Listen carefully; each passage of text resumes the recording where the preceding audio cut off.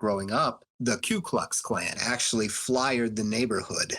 We all got them on our doorstep, and you were a black kid in a white neighborhood. But that morning, you knocked on my door and came up with the idea that we go around on bike and get all those flyers so that when people woke up in the morning, they didn't have to wake up to that. We got as many as we could, yeah.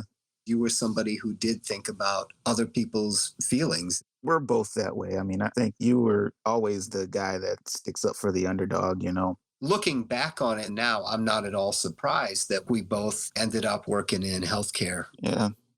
When did you realize COVID-19 was serious? My floor was one of the first that were converted to strictly dealing with COVID patients. Our jobs had to change like seemingly overnight. I mean, there was no dress rehearsal because the numbers just started to go up and then it was showtime.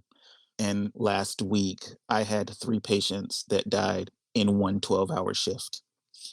So it's definitely life changingly real for me. Yeah. The bravest of us right now is absolutely terrified. How are you dealing? How are you holding up? You know, me and my girlfriend were living together, but with the greater risk, I decided to move out by myself. I have a stepdaughter also that I have not seen in it's going on 3 weeks now. So one of the hardest things is coming home and just being alone. I wish I could be there with you, brother. I do. That means a lot from someone who is also in it. There's definitely like a club that nobody wants to be in, but we're in it, you know? So I appreciate that, man.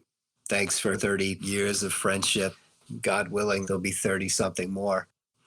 But if something were to happen to me, I think I'd like to be remembered as that guy who would give all for his friends and the people that he cared about, and maybe even a complete stranger too.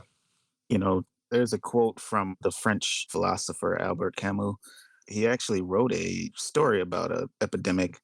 The main character, he was a doctor, and he says the way that you get through something like this is to be a decent person. And you know, somebody asks him what makes someone a decent person. He says, I don't know, but for me, it's just doing my job the best way I can. So hopefully, I made a difference in people's lives in a positive way, and you know, I guess that's the best any of us can really hope for.